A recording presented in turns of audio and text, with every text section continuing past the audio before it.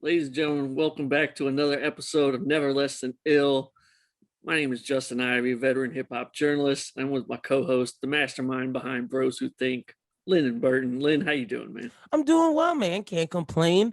Thank you to everybody who checked out the Big Crit episode. Really appreciated the support we got from that one. Super excited to hear what you got cooking up for this one.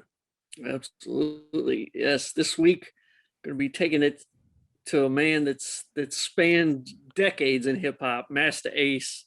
And we're going to be talking with Jerry Barrow, a guy that's been covering hip-hop for years. He's been back with Scratch Magazine and Watch Loud, BET. These days, you can find him on the Fathers Who Bother podcast. And yeah, we're going to have a great conversation with him about Masta Ace, dating back to the Juice Crew in the 80s, all the way to what he's been up to lately with Marco Polo. So why don't we jump right into that? Enjoy the conversation. All right, we're here with Jerry Barrow talking about Masta Ace today. Jerry, how you doing, man? It's good to be talking to you. I'm good. Thanks for having me, Justin. Absolutely. So to start off, I always like to ask our guests when we're talking about a specific artist, what was the first time you heard Masta Ace, and what were your kind of memories of first checking out his music? Well, definitely the first time I heard him was the Symphony. That was just a classic moment. And he started the record off. And I was immediately impressed by him. And funny enough, while I did hear his solo album, I didn't really dive into his catalog until the first group album, the Slaughterhouse album that had the tape. I think it was yellow, if I'm remembering correctly. The Slaughterhouse tape was a yellow tape. And that was when I realized, I was like, oh, he's different. He's switching his styles up a little bit. And then of course the Sitting on Chrome album, and then Disposable Arts is where I really, I was like, yo, Ace is for real, But yeah, the Symphony is where I first heard him. Gotcha. Now, for me, it's interesting because, being kind of a young guy, discovering hip hop, mid to late 90s, I sort of missed Ace right as he begins, and I catch him on Disposable Arts. It's my introduction. And it's funny because I've seen, interviews with him, and he talks about how that was this second chapter of his career where he found this whole new fan base with Disposable Arts that didn't even know he existed. It kind of reminded me of, today where, there's Run the Jewels fans who have no idea that Killer Mike was, Outkast guy, or that LP was with don't know what you play Adidas for Run the Jewels fan, they'd be like, what is this? Exactly. But it was but that my head, for me, when I would discover somebody, I was that was okay, I had to go find everything they put out. And so it's I went immediately digging into all those, and like you said, Slaughterhouse, that's the one that always stands out to me is as Ace's best. I just think really? if I was showing somebody this is how you get into Masta Ace, I'd show them that album. The beauty of this Ace has been so consistent. Wherever you just pick him up, wherever you discover him, you're gonna get the authentic Ace. His style, his lyricism, his flow hasn't deviated much since the Symphony, and that's not a bad thing. It's a great thing that he still managed to be the same artist, but evolve and grow and reinvent himself in so many different ways. Even with the Slaughterhouse album, he was trying to distance himself from the cold chilling stuff, from the me and the biz, with the puppet, because I guess there was this perception that he was soft, and he was nah, y'all got this all wrong, So he did some tweaking, and then even between the first and second Slaughterhouse albums, there was this reinvention. The first one was just so gritty and grimy, and then he went into the street culture lane, decided to remix Jeep Ass Nigga into Born to Roll, and it's a whole other audience opened up for him. And then the label was like, Delicious Vinyl was like, oh, we've got something here. We need a whole album of Born to Rolls, you know? And so then the Sitting on Chrome album came, and that was one of my favorites, like the B-side, the Brooklyn side, because, you know, that time period, you talking about 93, 94 was a, you know, the beginning. It was the East Coast, West Coast stuff wasn't full throttle, but it was bubbling. And here you got this guy from Brooklyn who's embracing West Coast car culture and infusing those sounds, and people are like, they don't know where to put them. So people from Brooklyn are like, we thought you moved to the West Coast. And the West Coast folks are like, you're some Brooklyn cat. What are you doing out here with, you know, at the car shows and what have you? But that's what he was. He didn't want to choose. He didn't want to have to choose. So, I mean, you make a song called Jeep Ass Nigga. We like to drive out here in New York too. It's not, we some subway dudes. I didn't drive. I didn't have a car till I was 30, but I liked them. If you knew someone that had a car, you were like, yes, we could drive. Everybody loves driving around playing music. You almost prefer to drive around in your cousin's truck. My cousin had a it wasn't a Pathfinder. What did he have? He had a Chevy Blazer, and we used to love driving around in his Chevy Blazer playing music. But you know, the subway was my life. But anyway, Ace was trying to bridge those two worlds, and I think he did it pretty well. Absolutely, definitely. And so, yeah, like you said, that your introduction was the symphony. Obviously, we're talking about one of the greatest posse cuts of all time. Kind of, I mean, maybe the essential posse cut. Mhm. What is it about that song that for you makes it so important to hip hop and was so, you know, critical for Ace to be on it? What?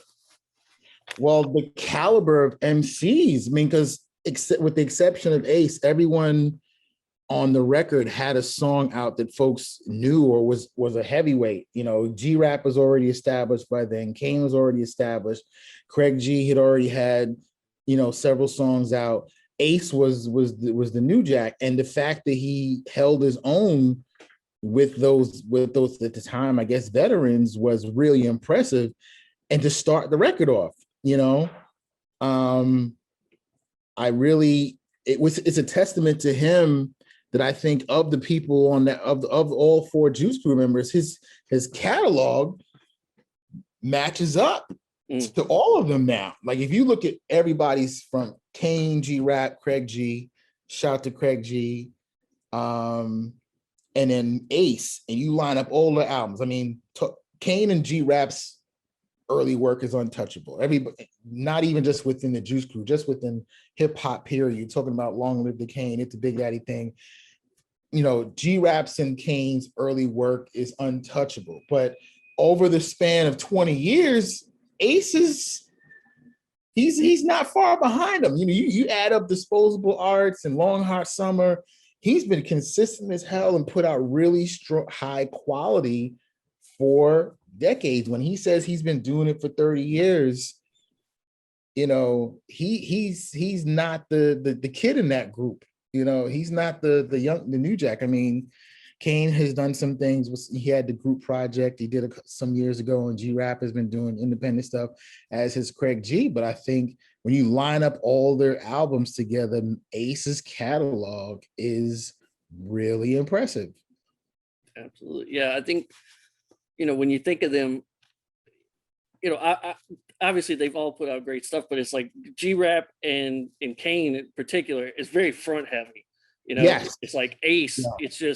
It's everything that consistent you talked about. It's like you can go back to just a few years ago with the Marco Polo album. It's like it's still as good as he was doing in the 90s. That consistency is amazing.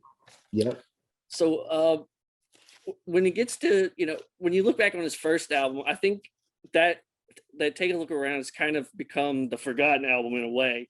Mm-hmm. And you know, and it is interesting that it is, you know, because it's Marley Marl produced the whole thing, and it's like, man, how does that kind of get forgotten? But you can kind of see why, with the way his later albums just took that U-turn almost as he went in a complete direction. What did you kind of remember of Take a Look Around, and like how do you assess it in his career right now?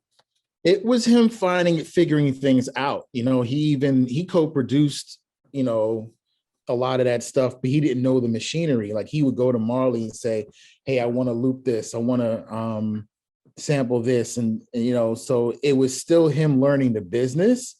And I think the ace that we've gotten on the subsequent work is the true ace, this conceptual artist who likes to thematically put things together. You mentioned the Brooklyn story. Like, who decides that they're going to make a biographical album about their producer moving to Brooklyn from Toronto? Like, that's the type of stuff that he does, though. I mean, Disposal Arts, he's like coming out of prison and talking about the record industry in a way that people hadn't been doing yet. Long Hot Summer. So that first album, people will remember it. It established the fact that, yes, he can rap. He knows how to make good songs. He can make a catchy single. But I think even he consciously was trying to distance himself from that first album as he evolved. So as that first step of him, kind of finding his voice is obviously Slaughterhouse. Mm-hmm. And it's interesting, kind of looking back, is those Masta Ace Incorporated albums, it's obviously he's the front man, he's the lead, and we always associate it with him, but there's a whole crew in there, there's Lord Digger, there's Paula Perry, his wife, Lachey, was on a bunch of did you feel like that group dynamic added a lot to those two albums? Absolutely. I think that he knows that he plays well with others, which is why he also has, the EMC projects. I think at the time he wanted to hear other voices. He wanted to know, I don't think he wanted the pressure of putting a whole project together with just his rhymes. I think he really wanted to get other people involved. He wanted to be more involved with production. He got production lessons from DJ Premier. He went and bought the same equipment he had, and he gave him instructions on how to make beats. So a lot of those first Slaughterhouse albums, you see it's credited to Ace One, but that's Masta Ace. Mm-hmm. He spelled the A, that was his graffiti name, ASE.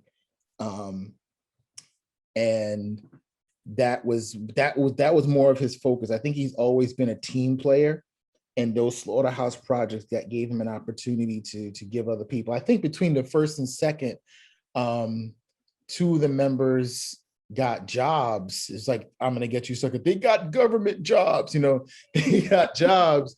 So then, I think Lord Digger became more prominent on the second one, and I forget who else at the moment, but yeah, then the sonic changes, were all part of that evolution for him. But I think the group dynamic suited him well.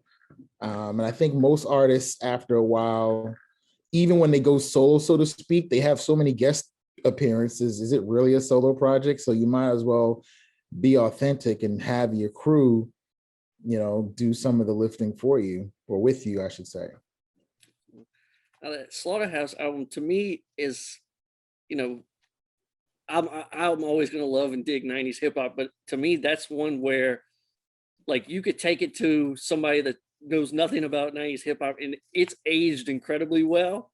Yeah. And the content of it is aged incredibly well, because at the end of the day, studio gangsters and, the satire of gangster rap that he was doing on it, it's all still extremely relevant. And so absolutely, I think that concept has aged well. What did you remember how it was like perceived at the time? Like, I mean, were gangster rappers offended by Ace, coming at him like that? I don't recall there being anybody coming at Ace, because, the music was dope. And I don't know if it came across like, if you were, I don't think the real gangster rappers were offended, because, it's not like he was stopping their money. It's not like he was doing anything that was upending their careers. It was kind of like, rappers making commentary about, trap rappers. The trap rappers aren't going to really care it's you're doing it for your fans. And I think his fans appreciated it. His fans were like, okay, we get what you're saying, Ace. You know, this is we see the direction that hip hop is going in, and somebody is speaking up. You know, you had other groups, De La Soul would say things, but I think this was different in the approach from what De La Soul was doing in terms of their criticism. And I think he proved that he can emulate it is almost as good as the gangster rappers. That's what I think set it apart, is that a lot of times the critique of different subgenres doesn't actually emulate the subgenre. It's kind of from the outside looking in. Ace Slaughterhouse is like, well, if you whatever you can do, I can do better. Like Jeep Ass Nigga is like a ruggish, it's a thuggish ass record that you weren't expecting someone like Masta Ace to come with, which I think that was the point he was trying to make. Is like, don't judge a book by its cover. You know, you hear the symphony and you think Juice Crew, you think Cold Chillin', you thinking, oh yeah, he's from Queens and this, that, and he's actually from Brownsville Projects, you know. So I think he wanted people to know that, you know, I can do this too. When you kind of look back at that, what are some of your favorite records or concepts that he was pulling off on there? Like for me, the joint that always stands out is Boom Bashing. I love that record. Just I could listen to that over and over and over again. Well, what are some of your favorites on there? Rolling with Them Dada is one that I used to play all the time. That when my tape used to get, you know, because I was still playing tapes back then, I was running that one back a lot. Of course, Jeep Ass Nigga, Boom Bashing 2, probably, yeah, and Big East, probably Big East. That's a good one. Yeah, Big East was dope. But I honestly haven't listened to that one in a while. Like he's given me so much to listen to recently that I haven't even gone back to the Slaughterhouse stuff as much. I mean, not the Slaughterhouse. I went back to Sitting on Chrome about, what was it, 2021? Was it 6 years ago? I interviewed him for the 20th anniversary of Sitting on Chrome, because that was one of my favorites. But Slaughterhouse, there was a lot. I was definitely spoiled, because 1993, there was a lot of music out. a lot. I mean, 93 to 96. Good, right? What a run. So, like, as much as I definitely played the Slaughterhouse tape, but I definitely remember making mixtapes at home with like my favorite songs with the double cassette deck. And it's kind of like what I do now with playlisting. You know, I listen to an album and I cherry pick the songs I like, and I run the playlist into the ground. I was definitely cherry picking songs that I liked from tapes so that I could have something to take on my commute to school. Because I wasn't walking around with like 10 tapes, 10, 12, 15 tapes in your bag was not the move. Asking for trouble. Yeah, it just the tapes, the cases crack and they break, and got your books in the no. So I put music on tapes as much as I compilations as much as I could to save space. Now, like in terms of Slaughterhouse's importance, I think that was where we saw that Masta Ace was that conceptual artist that he would go on to prove in subsequent releases. Sure. I'm curious if, I think Prince Paul's Prince Among Thieves obviously stands, at the top of the concept album Mountain, but do you think Ace is the best conceptual artist in hip hop? I mean, in terms of just the albums, the consistency is amazing. He's definitely up there. I'm trying to think, if he's not the top, who's better and consistently making concept albums. I think there's an argument for him being number. I think there's an argument for Ace being number one. If you're looking at his catalog, there's one-offs. I'm a fan of Tracy Lee's Many Faces, which is a great concept album. But but when I think about artists who do it consistently like that, you're looking at disposable arts, you're looking at even Sitting on Chrome is a kind of a concept album. Yeah. And so, yeah, I think there's an argument there for Ace to be at the top, because no one else, as far as like when you're talking about concept albums, I'm trying to think of someone who's done like top to bottom concept albums, not Right, it's like, compilations. I can think of like, oh, okay, Dell, did Deltron. There's the one-offs, but it's like I really can't think of they're everybody like Ace. great one-off. They're great one-offs. Does them over and over again. It's like Someone who keeps going back to the well and does them,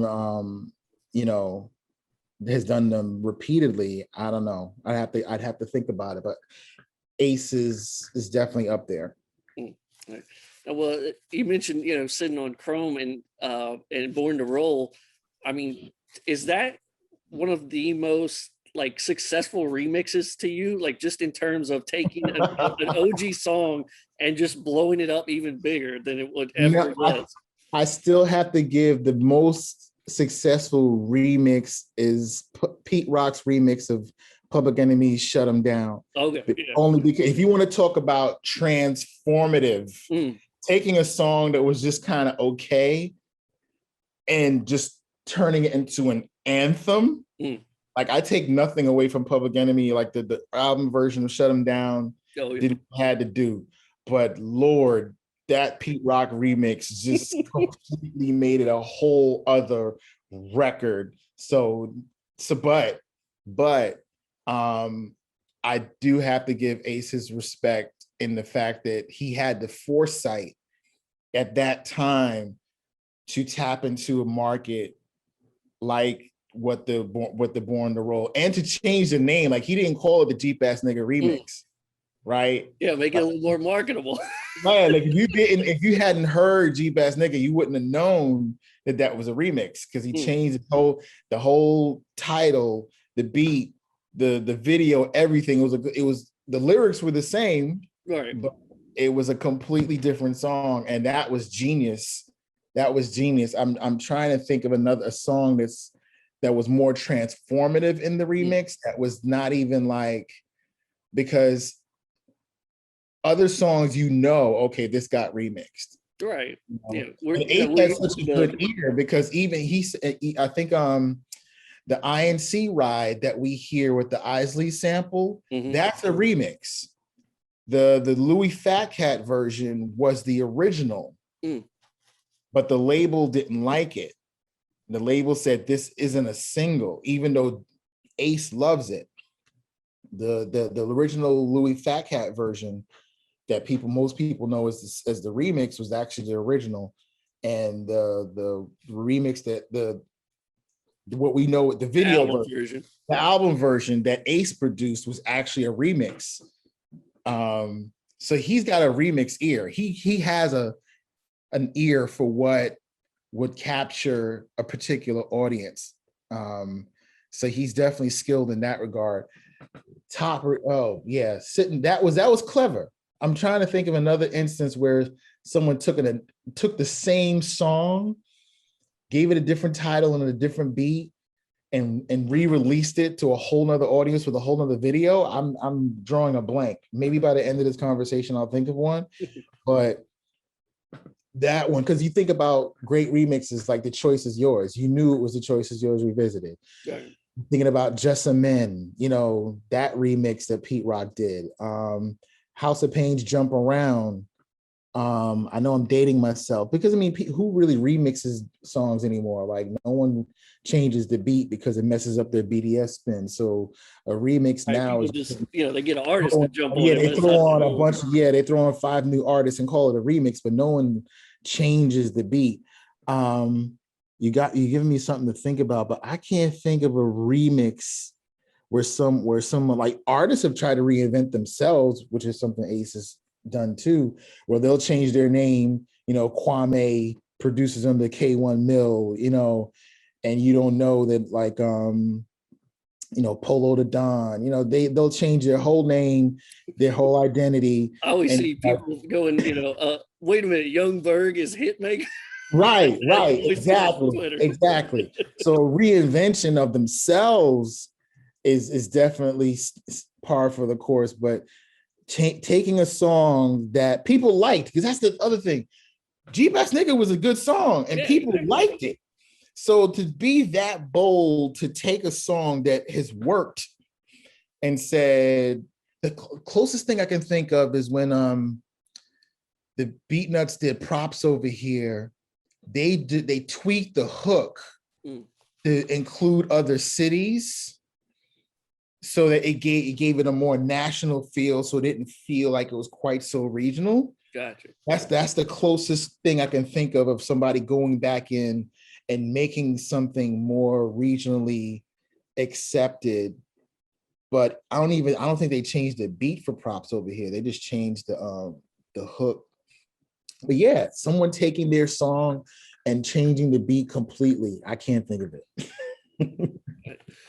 So, it's interesting, looking at Ace's career, he kind of goes, it wasn't odd for it to be a few years back then for an artist to go a few years between albums or anything. That that's damn near crazy now.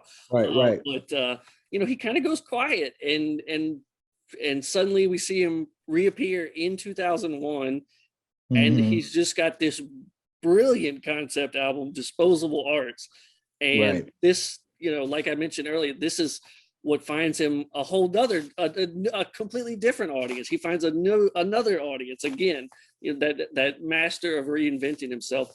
What did that album represent to you, and what do you attribute to Ace's just ability to always find a way to reinvent himself? Ace always keeps a good group of people around him. He's one of those, he doesn't seem to be a man on an island. He always keeps his like just his relationship with Marco Polo. Like, what are the odds of a dude from Brownsville linking up with a Canadian kid, a white Canadian kid, who comes up to him at the knitting factory the cutting room. He's an intern. He's like, hey, I make beats. Like, someone of Ace's stature wasn't going to normally pay him any mind. But Ace was like, you know what? I'll take your beat CD, kid.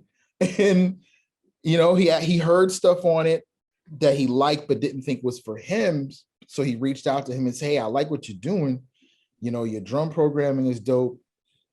Send me more. And then he and Marco formed the relationship, first a professional one, and now they're really good friends. I think that has helped keep him, in the loop, so to speak, to keep him fresh, because he's still always so open to that type of collaboration. And this Disposable Arts, from what I understand, he did do an album. He recorded an album between Sitting on Chrome and Disposable Arts that the label didn't put out because they wanted another Sitting on Chrome, and he was like, no. So I don't know if we'll ever get to hear it. But if you just look at the folks that were on Disposable Arts, I mean, MC Paul Berman. I know, man. Like, how random was that? Like, I didn't know who that dude was. I didn't know that he was legit, like, an actual artist. I thought he was some dude that he got to do the skits. Right. It seems like a character if you never heard it. Yeah, I thought he was an actual, but the freestyle jumping Jehovah is something that goes with that. I get funky like a 12-year-old yoga mat. It's some crazy shit. Like, I still remember, I have a horrible memory, but I still remember that random ass freestyle because it stood out. And that theme of coming out of prison and the prison guard telling you, oh, you'll be back. We've seen that play out in film and TV since then. And Ace ain't never been to jail, but he knows, that lifestyle. And he just put together a masterpiece with that album, like from beginning to end, like sonically. I think for me, 2001, where the scene was going at the time. It was very pop, very ringtone, very, and here's this guy from the 80s, literally, you know, planting his flag saying, I'm not done, you know, and I'm not only not done, you're gonna pay me respect. Because I don't remember, Acknowledge always stood out to me. Oh man. From that album, because he was coming at Boogman, and I think was it the High and the Mighty? Yeah. And I didn't even know I knew about the battle a little bit, but the fact that he took that much time to respond to those guys on an album was a big deal. But the beat was hard, the lyrics are hard. It was like, oh shit.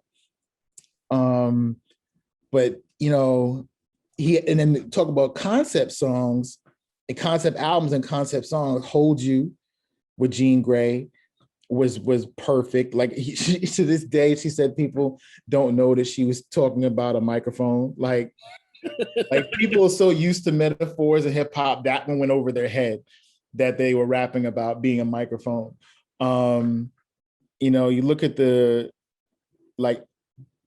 production lineup, it was some dope producers, but they weren't like big, yeah. Big, you know what I'm saying? Like, yeah, I think of like when I remember that production lineup, it's like the one that always stood out to me was like he was working with Deacon the Villain from Cunning Linguist, like before they were barely known. I mean, like maybe Will Rap for Food was out. I mean, I maybe like he was working with them super. It might have been, well, depending on when they recorded it. I don't know. It might have just come out. Right. Yeah. You know, like Domingo had like 2 or 3. Yeah, Domingo.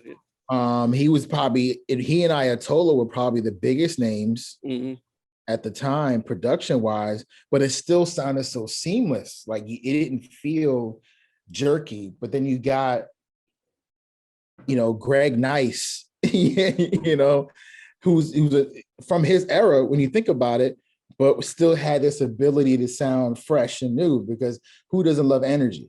You know, who doesn't love, like Greg Nice is just walking charisma. So he knew and Ace knew just where to put him for that record, for Don't Understand. So I'm just looking at this. The Roommates Meet, Take a Walk was another great one. Oh man, that's one of my favorite Ace songs. Let's Take a Walk at its finest. Yep. Yeah, it was just, and then No Regrets. I thought this was No Regrets made it sound like he was retiring. He was done. Yeah, like he was like, okay, all right. If you're gonna go out, I mean, if you're gonna retire, this album is a great album to go out on. You know what I'm saying? You come back after that hiatus and make that statement. Even the title to me too was just like, that's how I was feeling hip hop was really being treated, like it was a disposable art. And, you know, and back in the magazine days, we used to love using album titles for headlines and articles. And I don't know how many times we ran disposable art into the crowd. Because it was just, you know, it was perfect. It was a perfectly succinct way to describe what was happening, you know. It still holds up. It's 20 years, 20, yeah. It's crazy. So this October is 20 years. Wow. That's right. Well, man, if anybody listens to this for some reason has not heard it, man, you gotta check that out ASAP. Okay. If I told someone now you want to start with Master Ace, you want a starting place for Master Ace, Disposable Arts is an amazing place to start. Absolutely.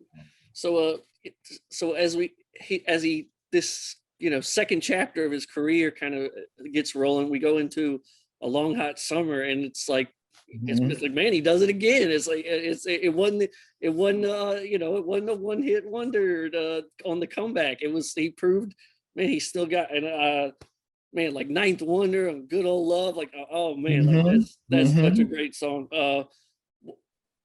What was it? You know, what was your kind of perception of A Long Hot Summer, and where do you kind of rank it in Ace's catalog? Man, this was a breath of fresh air, because I was at the Source when this came out, And this was the type of album I was trying to champion when, 03, 04, the industry, the music was just, in a very different place.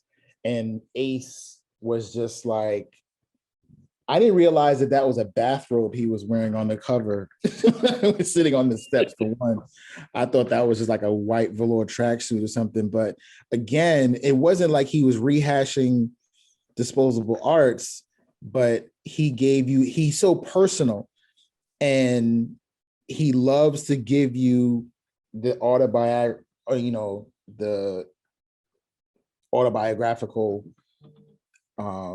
songs and concepts. And I think it was right on time, because even as a Brooklynite, I didn't feel like we had a lot of Brooklyn, music for us at that time, because everyone was trying to be so national and international. So the idea of making an album that was still specific to a borough was like, huh? Like, you had, I think Boot Camp's The Chosen Few had come out around that time, but Ace was giving you this Brooklyn story before a Brooklyn story, you know what I'm saying? Like his own Brooklyn story. And, Good Old Love, shit, The Grind, Soda and Soap. Oh yeah, right. Another Jean Grey collab. And then it was cute, like to rap it about the Hesian treat and all the different sodas. And like, it was like, what was it? Jizz's publicity. It wasn't publicity. What was the first one he did? Labels. It's like Jizz's labels,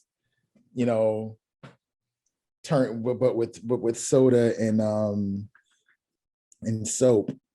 And then Spinner Kill That Beat. And then I think this was the first collaboration between he and Marco Polo, Do It Man. Do It Man, yeah. That was their first song together. I think that beat was on that beat CD that he gave Ace that day. I'm looking at, and then Lachey was on this one too. She was on that one too. But yeah, Long Hot Summer, I don't know what to say other than it was just a great Masta Ace album that made you have those. Consistency is usually you got to do something well repeatedly, and what Long Hot Summer did was let you know that Disposable Arts wasn't a fluke. It let you know that wasn't a one-off, that he wasn't just sitting on that and could only do it one time and he would never be able to do it again. It's like that old Bugs Bunny cartoon where he blows himself up and Daffy Duck blows himself up and Bugs is like, "There, oh, that's awesome." And Daffy's like, the problem is I can only do that trick once because he's dead now. He's floating up into, but Ace was like, "Nope, I got some more for you." So yeah, that's my feeling on Long Hot Summer. It's a great album. I think too is, we had the skits on Disposable Arts too, but it's like I feel like he did a lot of like that world building was so good on a Long Hot Summer, like having like the Fats character and like that coming back on the Falling Season, like when he's in high school, like we're getting that connective tissue throughout all his discography is just kind of amazing. Like when you look back at it now. Yeah, you're right. I'd forgotten that Fats was on this one because I still think of Fats from the Fallen Season, which is probably one of my personal favorites for different. But I'll wait till we get to that one. But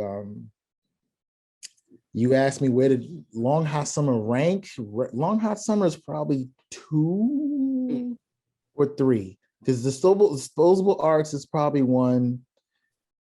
Falling Seasons 2. Long Hot Summers 3. Maybe Take a Look Around is 4. Oh, okay.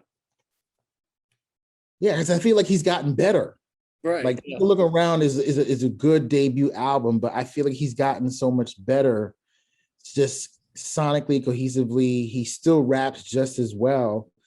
I I don't put his debut in his top 3. I think Disposable Arts is probably his best, with Long Hot Summer being number 2, and then probably Sitting on Chrome at 3, Slaughterhouse 4. Yeah. All right. So I did want to kind of jump off that point where you're saying is, I feel like Master Ace was one of the first guys that was proof of or debunking rap's a young man's game. You age out of it at a certain age. It's like, to me, like, when I first got introduced, I had no concept of his age, but like after finding out, it was like, oh, like, yeah, he's the guy getting better as he keeps going. And it's like, and now I feel like we're finally getting to that point where that's more acceptable, because you're seeing like Griselda and Freddie Gibbs and even on the like trap side, 2 Chainz, like these guys are getting better as they get older. But to me, like Ace was one of those first guys that you could kind of point to and be like, yeah, no, this, like, hip hop can have longevity. It doesn't have to be this finite little career. Oh, absolutely. And I think part of that has been due to his touring, to his collaborative work. Forming EMC definitely helped, because you don't put as much wear on the tires. If you're sharing the load with other artists, you're not burning yourself out. And I think that's been one of his keys on his longevity. Other thing is, he looks the same. Have you seen Ace? The man is 50, and he looks younger than me now. It's like, I don't know what's in these Juice Crew guys. I didn't realize they were around my age when they were putting stuff out. Like Craig G, we're about the same age. I didn't realize he was so young. And he would joke. He said, "Well, that's because I looked old as hell when I was 12." He looked like a grown-ass man as a kid, so now he's evened out. But Ace seems like he's aging backwards. He's on the health kick. I had the privilege of having dinner with him and Marco one time, and the dude eats, strict, vegetarian, no fat, no sugar, no nothing. Like, he's a health. I don't like to say he's a health nut, but he's just healthy. Shows you can see, and I know he's got some health issues that he's battling. Like as a smart person, he's eating right, he's exercising, he's got his bike. You see, he follows Instagram. He's biking 15 miles and all kinds of craziness. So it's easy to get up there and perform on those stages when you got breath control, man. And he's just a creative dude all around, and he's working on plays. He's got plans to do hip hop musicals and shit like that. And it's like, why not? You still got people who want to hear what you have to say. Like, I know some people who didn't like all of A Brooklyn Story, but lyrically it was great. Marco came with the beats. If you had any issues, you maybe not have liked the concepts. I think they did one that was kind of like I used to love her type record, and people were like, oh, again. It's like fine. There's one blemish on the record, but like I still play it. Like, The Brooklyn Story was like, if you ask most artists from the 80s to put out a record now with Marco Polo, I don't know if it's going to be much better than A Brooklyn Story is. Oh, man. I think I love that record, and and like, it was good. Hey, it was good enough that they put the deluxe edition out. Like, it was, it got a few bonus records out of it. But yeah, so I would love to hear a Kane and Marco Polo album. I'd love to hear what he do with a full Marco Polo album. But so yeah, kind of hidden on Marco Polo. Like, after A Long Hot Summer, that's kind of where we see the Marco Polo collaboration start to kind of flourish a little bit. We like, to me, like, even though it's on Marco's album, like, to me, one of my favorite Ace songs, period, is Nostalgia. Like, that was just when I knew, okay, like, these guys, they were made for each other. And like you talked about with the collaborations, then we also see EMC get formed, and we got briefly introduced to Strickland on Disposable Arts, and obviously Punch and Words had kind of made their names known as, you know, in the Lyricist Lounge days.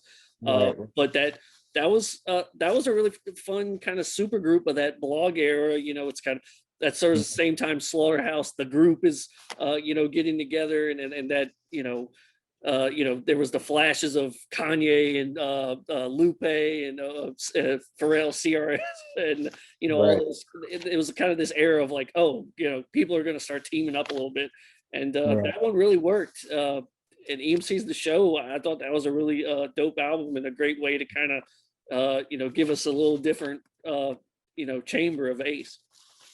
Yeah, I think that was a product again of their touring and the European influence. When I say European, I mean the audience, you know, because that was the battery that Ace got put in his back. But when right before Disposable Arts, you know, he went overseas and people were still reciting his old rhymes and old songs, and he thought he was done. He's like, oh wait, they still want me. So I think EMC was just a form of, you know, formalizing that energy, but him knowing that, okay, I don't want to be out here by myself trying to do all this. So I'm going to have, you know, my crew with me again, you know, in the same vein as, you know, Slaughterhouse, but now it's not Slaughterhouse. And I think the only thing that's different is that he didn't have a female MC or woman's presence this go around. I think if it was up to him, he would have,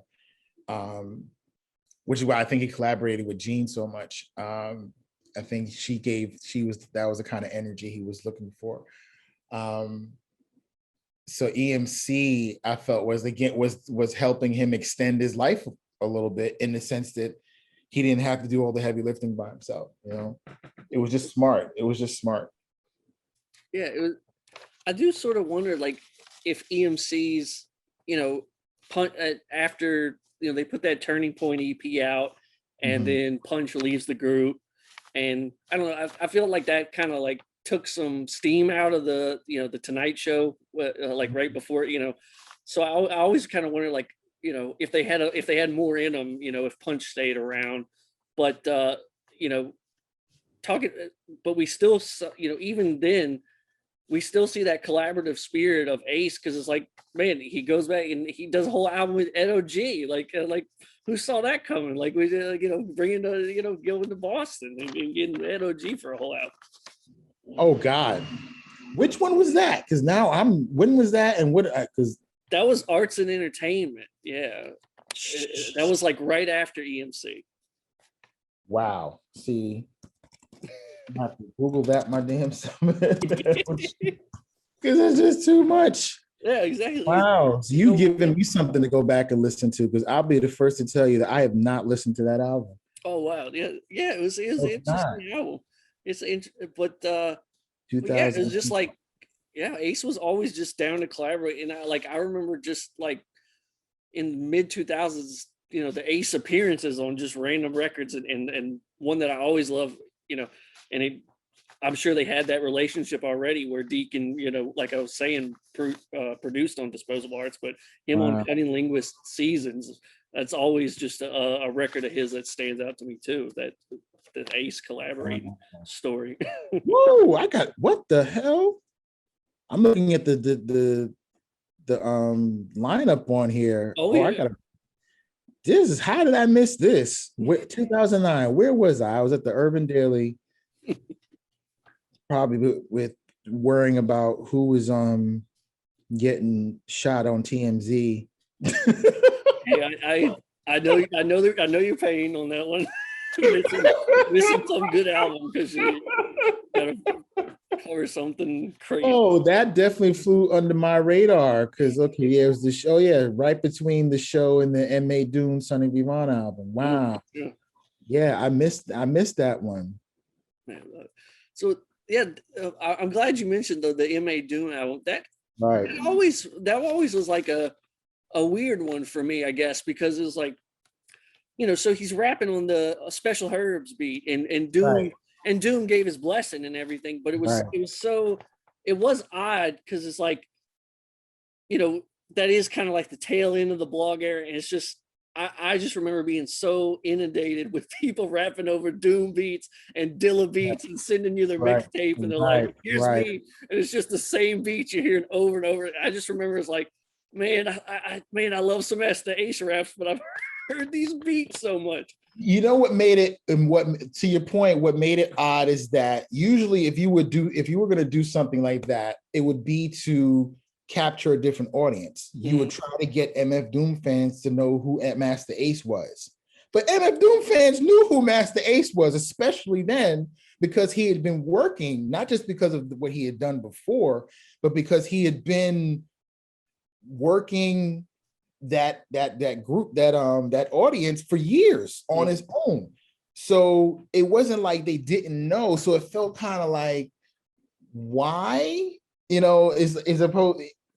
So I understand, because I had the same reaction. I was like, so this isn't an album with new Doom beats. This is I don't like to call it old, but previously released Doom beats, and you got his blessing, and again, it was about his mother, so no one was gonna be like, oh, I'm gonna hate on this CD, this project that he dedicated to his mom. I'm gonna be that asshole that's gonna be like, damn, Ace. But everybody was looking at it like, okay, it was still a good project, but it was, to me, it was almost like when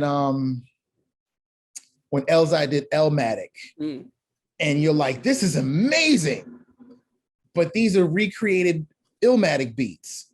Elzhi, you could make your own album with this group, with these amazing instrumentalists, instead of rehashing Illmatic. But I understood why, from a marketing standpoint, Elmatic makes sense. And I'm thinking that's why, Ace was like, listen, I can get more people to pay attention to what I'm saying because I'm going to use all these MF Doom beats that they love. So in that respect, I can't be mad at him. Yeah. But I feel what you're saying. I had a similar, like, this feels a little, I don't want to say redundant, but it felt like, playing in the same sandbox again. Yeah, I think he also, if it wasn't so common, that, you know what I mean? It's like, it just, so many people were rapping on Doom beats, and so many people, like him and Dilla, I just couldn't avoid those two. It's like, you were going to hear somebody rap on those beats. And so it's like, I think he was kind of the victim of that, where it's like, it's just, there's too many people doing this, and so it's not going to be as effective as it would have been, a different producer that maybe had a beat tape out that, trying to do the same type of thing. But I think that's also why the Falling season was so welcome. It was like, okay, yeah, here he is. Okay, back to original stuff, and I think conceptually, like, it's right up there with anything he's done. I mean, that taking him back to high school, telling that whole story. I mean, I was all in for it. That was such a well done album. It's vintage Ace in every way, because he takes a producer that pretty much no one before then, no one knew who Kick Beats was, right? Am I wrong? Like, no one know, like, but he was dope.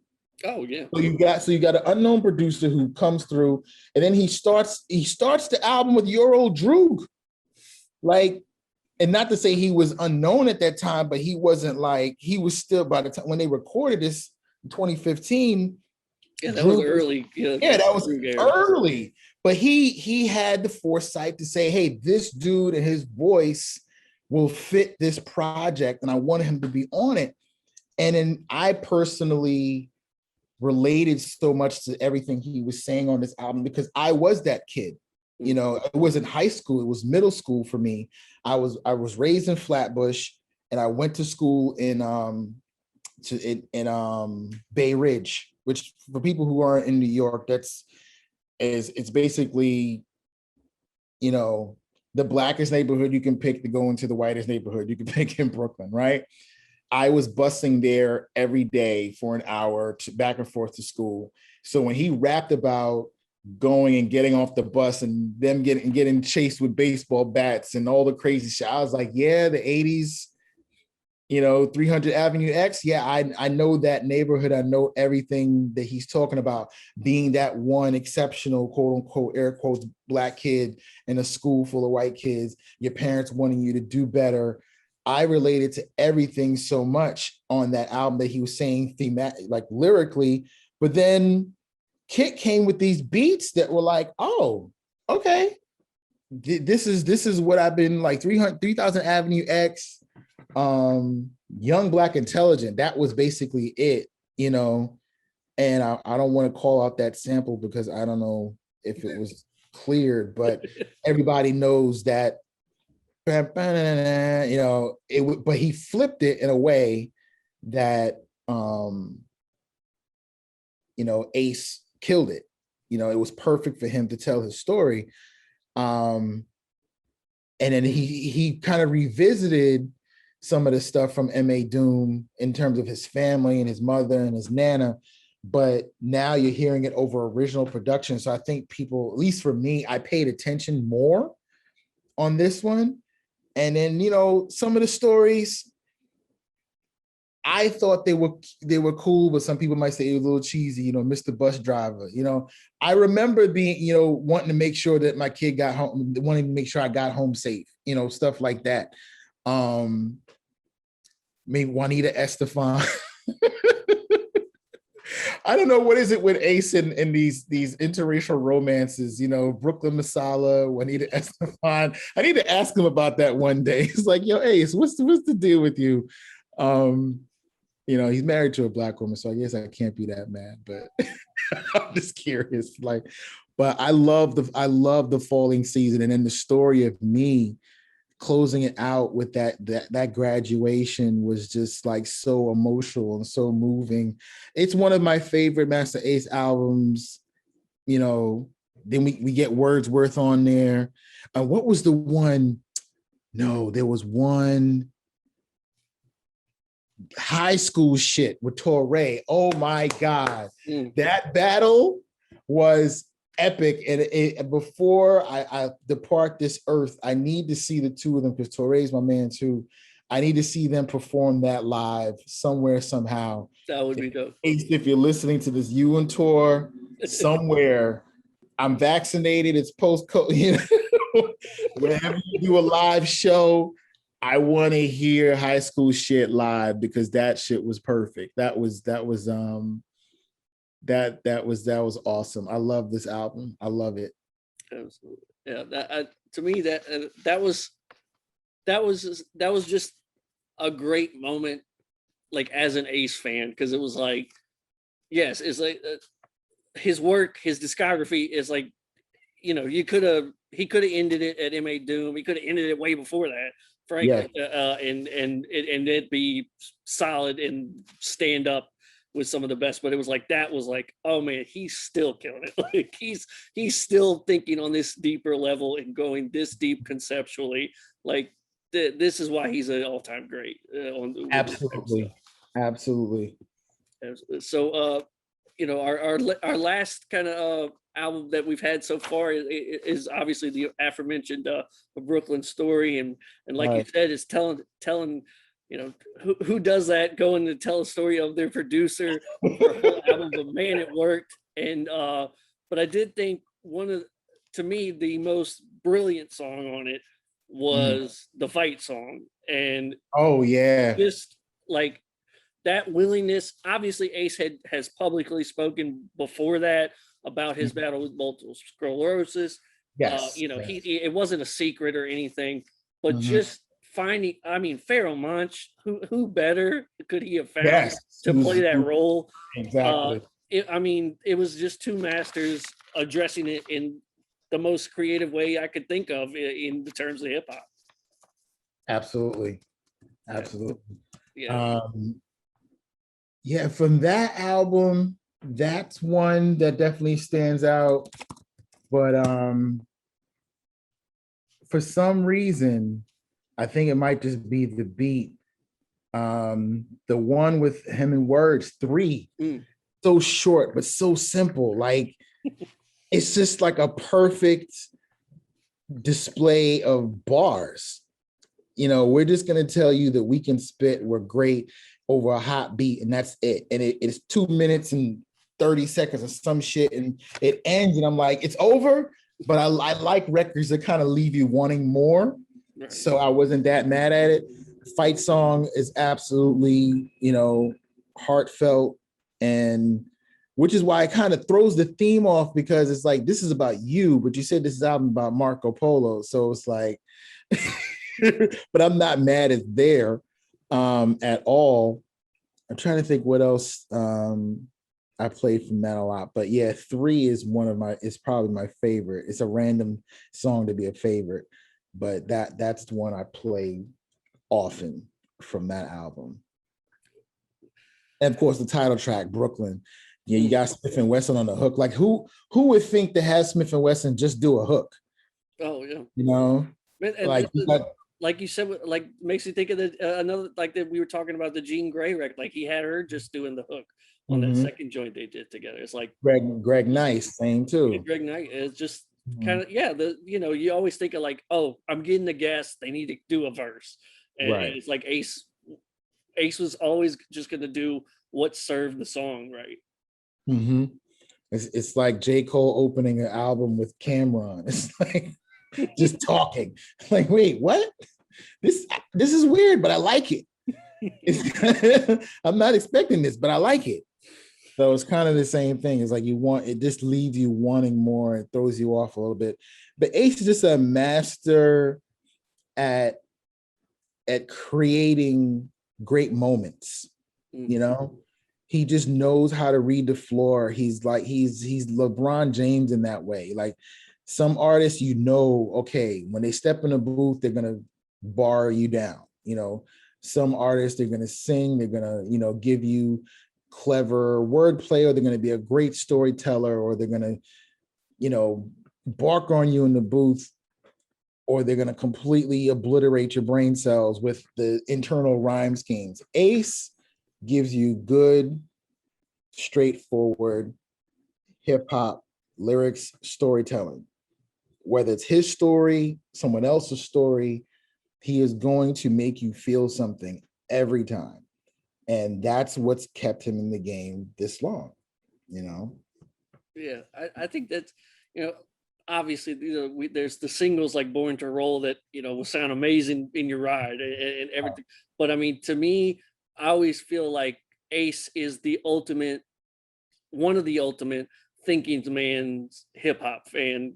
It's like, that's who you put the headphones on. That's who, when you need, to just kind of stimulate your brain a little bit, it's like, put on an Ace album. That's going to get you through it. That's, if you're that kind of hip hop head, Ace has got to be in your rotation.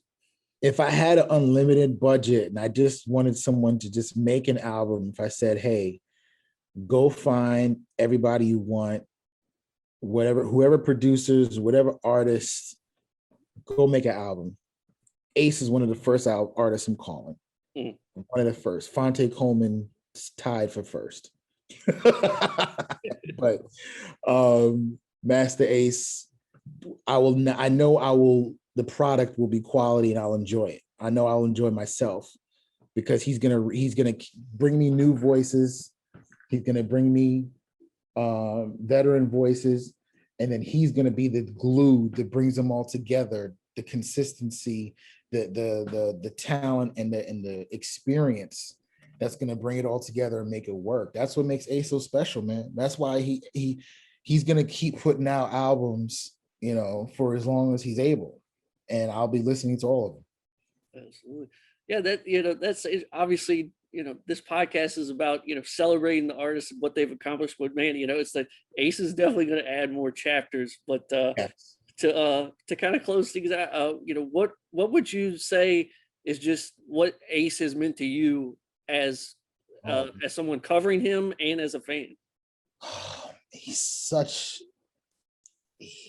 It's hard to just put into simple words, but it sounds simplistic, but he's a genuinely good person. I've been doing this for over 20 years, and he's one of the most genuinely good people that I've met, and that reflects in his art.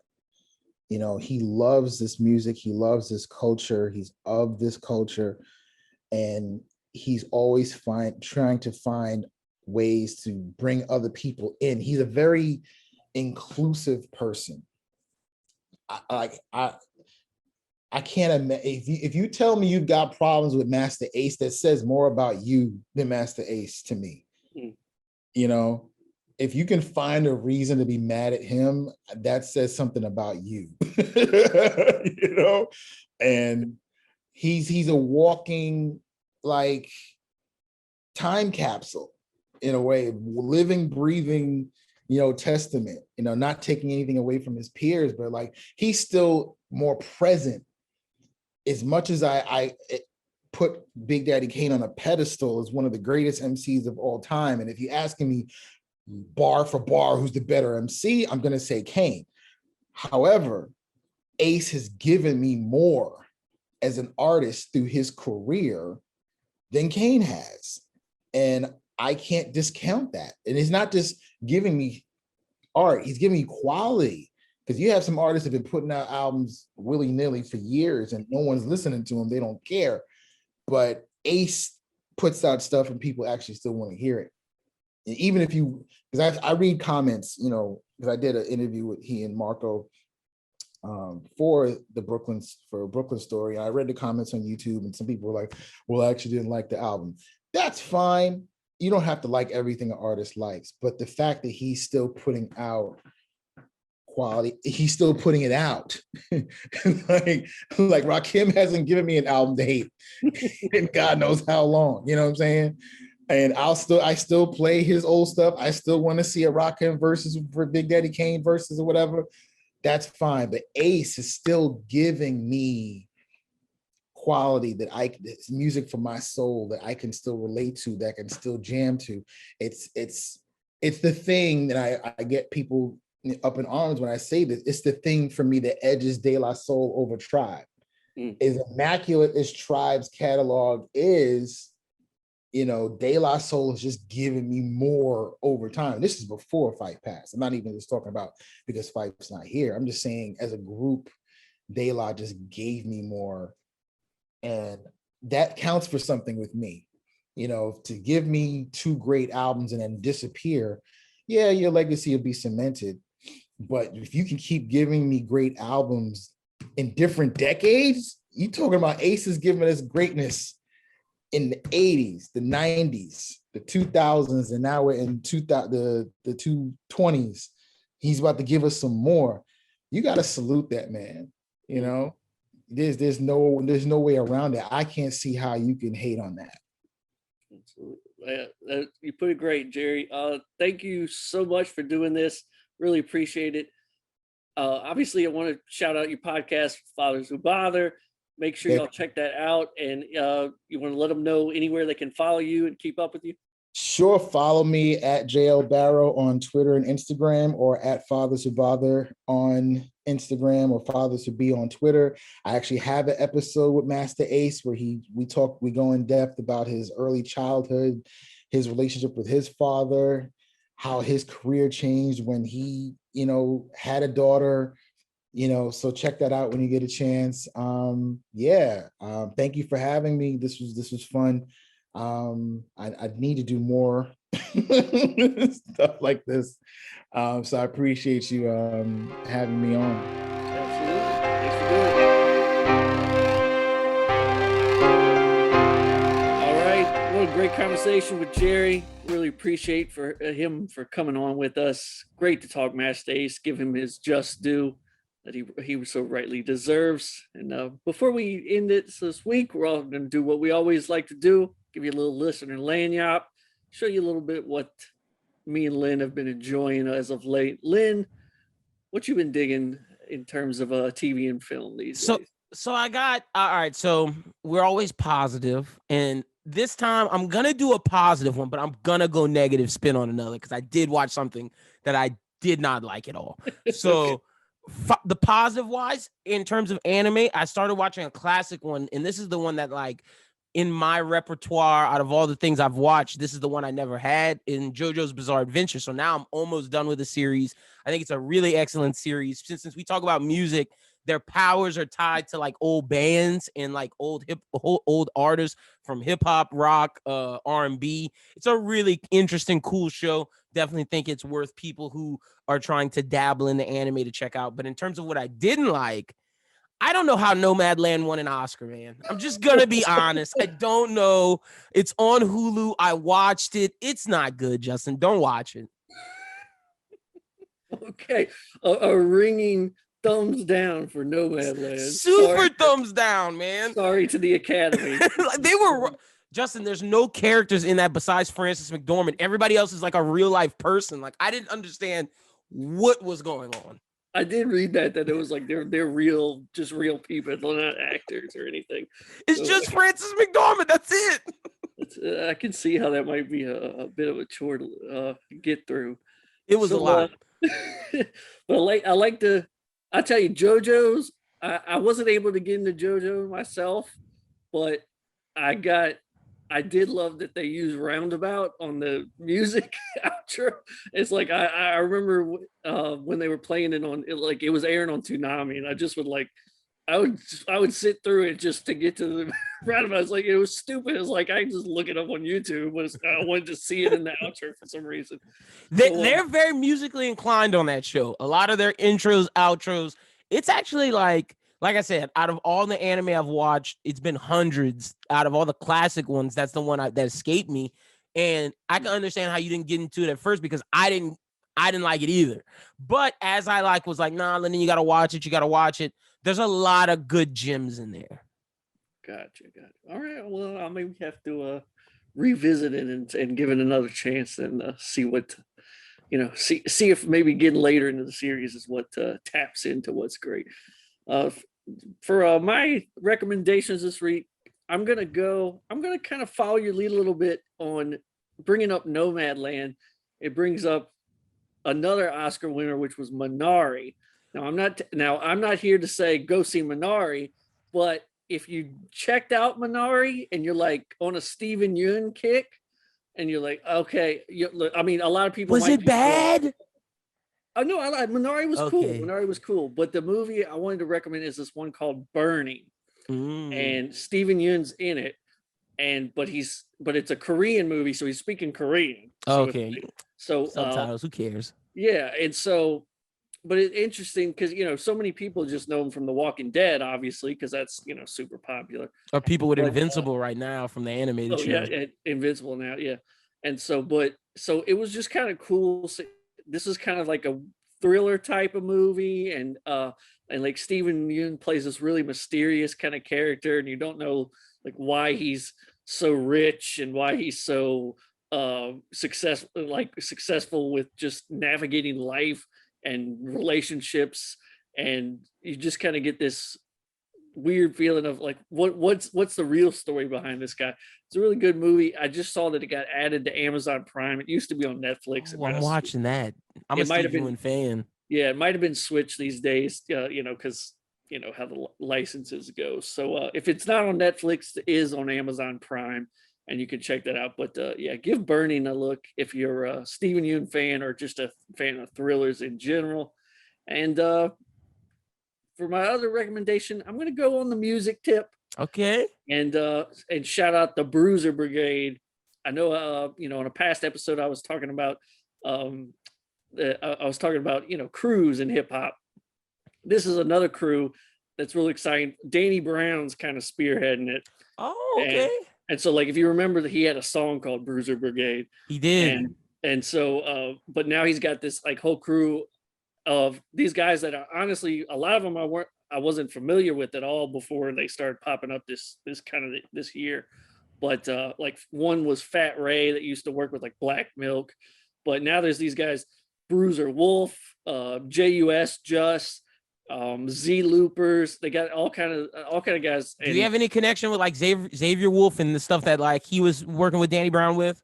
Oh no. This is Bruiser Wolf, completely different guy, but to me, he's the most like hypnotic one to listen to. Gotcha. Bruiser Wolf, I don't know how to describe him that does it justice. It's like he's got that off-kilter E40 kind of flow. You know, like something out of like Project Bloat, or like just that really like almost offbeat, but like it's offbeat, but it's on beat somehow. Yeah. And so Bruiser Wolf was what hooked me. And, you know, obviously learning the Danny Brown connection was like, oh, okay, they got some real cool. But I've just been digging into their whole kind of catalog. The three main artists, Wolf, Fat Ray, and Just, all have projects out, solo projects out on the Bruiser Brigade Bandcamp. And I think they're on Apple and Spotify now too. But the whole crew just put out a compilation, and so that's what I've been listening to lately. And yeah, I think this is the next crew, and like these guys are like fighting to be the MVPs of 2021 in my opinion. So I'm gonna say check out the Bruiser Brigade. I'm definitely checking that out. I don't want to be like, I see, I didn't want to say music and be that mainstream guy that was like, that new J. Cole album when Justin's coming with fire like Bruiser Brigade. But I do have an R&B person that's underground, because I do listen to a lot of underground R&B. Looney from Toronto, really great singer. Like she kills it. So shout out to Looney. Yeah, definitely. Well, hope you all enjoy those. You know, check those recommendations out. And thank you once again for joining us for Never Less Than Ill. It's a pleasure to have you listening. We'll be back soon. Peace.